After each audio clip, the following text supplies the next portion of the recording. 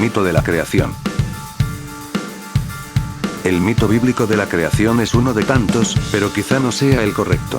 Así como tantos otros libros y relatos, está libre a la comprensión de su lector. Lo cual lleva a malinterpretar las palabras o tomar solo lo que se quiere de ellas. La narración de la creación del Génesis es la cosmogonía tanto del judaísmo como del cristianismo. Dos historias de creación se encuentran en los primeros dos capítulos del libro del Génesis. En la primera, Génesis 1, 102 minutos, 3 segundos, Elohim, palabra hebrea genérica para Dios, crea los cielos y la tierra en 6 días, luego descansa, bendice y santifica el séptimo. En la segunda historia, Génesis 2, 4, 2, 24, Dios, al que ahora se hace referencia por nombre propio crea a Adán, el primer humano, del polvo y lo coloca en el jardín del Edén, donde se le da el dominio sobre los animales. Eva, la primera mujer, es creada de Adán y es su compañera. Expone temas paralelos a los de la mitología mesopotámica, pero enfatizándolos a la creencia del pueblo israelita en un solo Dios. El primer gran borrador completo del Pentateuco, la serie de 5 libros que comienza con Génesis y termina con Deuteronomio, fue compuesto a fines del siglo VII a.C. o en del siglo VI a.C., la fuente ya vista, y luego fue expandido por otros autores, la fuente sacerdotal, en una obra muy similar a la que tenemos hoy. Las dos fuentes se pueden identificar en la narrativa de la creación. Génesis 1, 102 minutos, 3 segundos, es sacerdotal, y Génesis 2, 4, 2, 24, es ya vista. La narrativa combinada es una crítica de la teología mesopotámica de la creación. Génesis afirma el monoteísmo y niega el politeísmo. Robert Alter describió la narración combinada como convincente en su carácter arquetípico, su adaptación del mito a fines monoteístas. El malentendido del género de la narración de la creación del Génesis, es decir, la intención de los autores y la cultura dentro de la cual escribieron, puede dar como resultado una lectura incorrecta. Bruce Waltke, un conocido erudito evangélico, advierte contra una de esas lecturas erróneas, el enfoque que lo lee como historia en lugar de teología, y por lo tanto conduce al creacionismo y la negación de la evolución. Como señaló el experto en estudios judíos, John D. Levenson. ¿Cuánta historia hay detrás de la narración del Génesis? Porque la acción de la narración primitiva no se representa como si tuviera lugar en el plano de la historia humana ordinaria y tiene tantas afinidades con la mitología antigua, es muy exagerado hablar de sus narrativas como históricas en absoluto. Fuentes. Aunque la tradición atribuye el Génesis a Moisés, los eruditos bíblicos sostienen que, junto con los siguientes 4 libros, conformando lo que los judíos llaman la Torá y los eruditos bíblicos llaman el Pentateuco, es un trabajo compuesto, producto de muchas manos y períodos. Una hipótesis común entre los eruditos bíblicos de hoy es que el primer gran borrador completo del Pentateuco se compuso a fines del siglo VII a.C. o en del siglo VI a.C. La fuente ya vista, y que luego fue ampliado mediante la adición de varias narrativas y leyes, la fuente sacerdotal, en una obra muy similar a la que existe hoy en día. Las dos fuentes aparecen en orden cronológico inverso. Génesis 1, 102 minutos, 3 segundos, es sacerdotal, y Génesis 2, 4, 24, es ya vista. En cuanto al trasfondo histórico que condujo a la creación de la propia narrativa, una teoría que ha ganado considerable interés, aunque todavía controvertida, es la autorización imperial persa.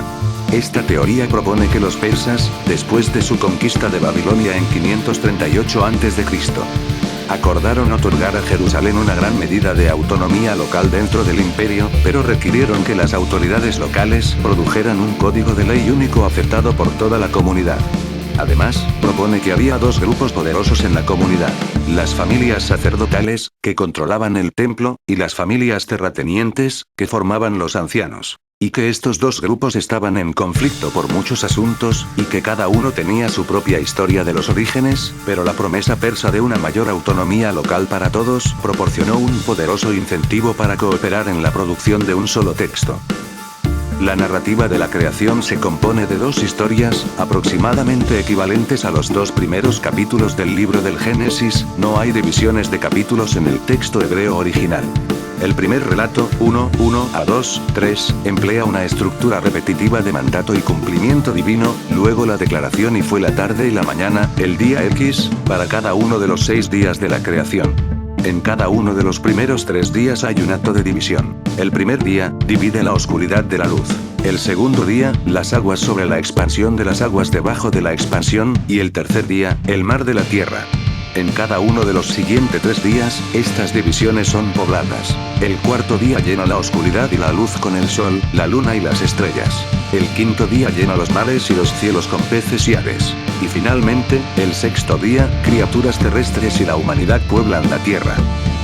La consistencia evidentemente no se consideraba esencial para la narración en la literatura antigua.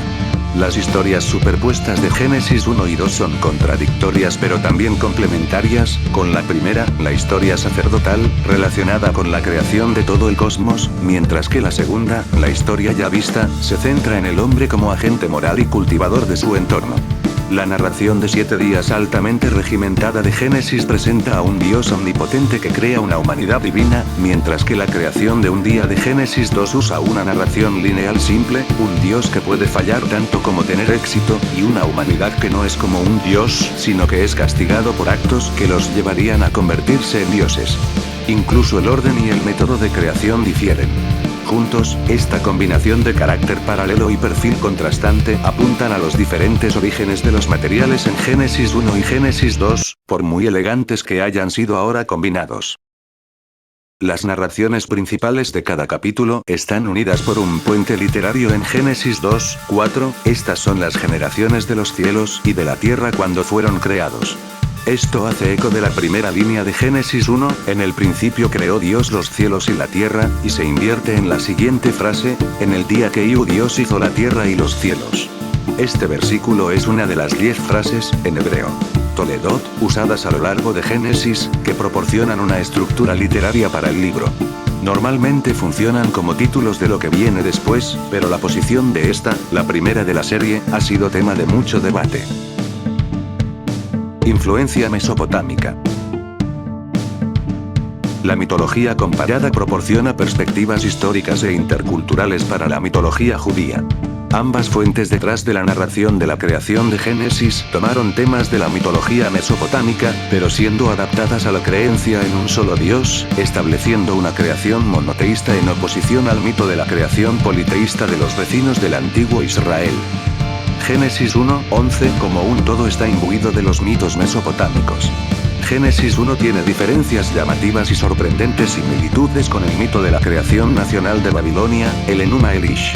Por el lado de las similitudes, ambos comienzan desde una etapa de aguas caóticas antes de que se cree algo, tanto una expansión en forma de cúpula fija divide estas aguas de la tierra habitable, y ambas concluyen con la creación de un humano llamado hombre y la construcción de un templo para el Dios. En Génesis 1, este templo es todo el cosmos. Del lado de los contrastes, Génesis 1 es monoteísta, no intenta dar cuenta de los orígenes de Dios, y no hay rastro de la resistencia a la reducción del caos al orden, griego, teomaquia, lit. Dios lucha, todos los cuales marcan los relatos mesopotámicos de la creación. Aún así, Génesis 1 tiene similitudes con el ciclo de Baal del vecino de Israel, Ugarit. El Enuma Elish también dejó rastros en Génesis 2. Ambos comienzan con una serie de declaraciones de lo que no existía en el momento en que comenzó la creación. El Enuma Elish tiene un manantial, en el mar, como el punto donde comienza la creación, paralelo al vapor, en la tierra. Génesis 2 es notable por ser una historia de creación seca, en Génesis 2, 6, que regaba toda la faz de la tierra. En ambos mitos, los dioses primero crean un hombre para servirlo, luego animales y vegetación. Al mismo tiempo, y al igual que en Génesis 1, la versión judía ha cambiado drásticamente su modelo babilónico. Eva, por ejemplo, parece cumplir el papel de una diosa madre cuando, en Génesis 4, 1, ella dice que con la ayuda de Iwe he adquirido varón, pero ella no es un ser divino como su homólogo babilónico. Génesis 2 tiene estrechos paralelismos con un segundo mito mesopotámico, la epopeya Atraasis, paralelos que de hecho se extienden a lo largo de Génesis 2, 11, desde la creación hasta el diluvio y sus secuelas. Los dos comparten numerosos detalles de la trama, por ejemplo, el jardín divino y el papel del primer hombre en el jardín, la creación del hombre a partir de una mezcla de tierra y sustancia divina, la posibilidad de la inmortalidad, etc., y tienen una similar tema general, la clarificación gradual de la relación del hombre con Dios, o dioses, y los animales. creación por palabra versus creación por combate. Las narraciones en Génesis 1 y 2 no fueron los únicos mitos de creación en el antiguo Israel, y la evidencia bíblica completa sugiere dos modelos contrastantes. El primero es el modelo de Logos, que significa palabra, donde un Dios supremo habla a la materia dormida en existencia. El segundo es el modelo Agón, que significa lucha o combate, en el cual es la victoria de Dios en la batalla sobre los monstruos del mar lo que marca su soberanía y poder. Génesis 1 es un ejemplo de creación por palabra, mientras que Salmos 74 e Isaías 51, 9, 10 son ejemplos de la mitología Agón, que recuerda un mito canáneo en el que Dios crea el mundo al vencer a las deidades del agua. Despiértate, despiértate, ¿no eres tú el que cortó a Rahab y el que hirió al dragón? ¿No eres tú el que secó el mar, las aguas del gran abismo, el que transformó en camino las profundidades del mar para que pasarán los redimidos? El significado que se derivará de la narrativa de la creación del Génesis dependerá de la comprensión del lector de su género, el tipo literario al que pertenece. Hace una enorme diferencia si los primeros capítulos del Génesis se leen como cosmología científica, mito de la creación o saga histórica.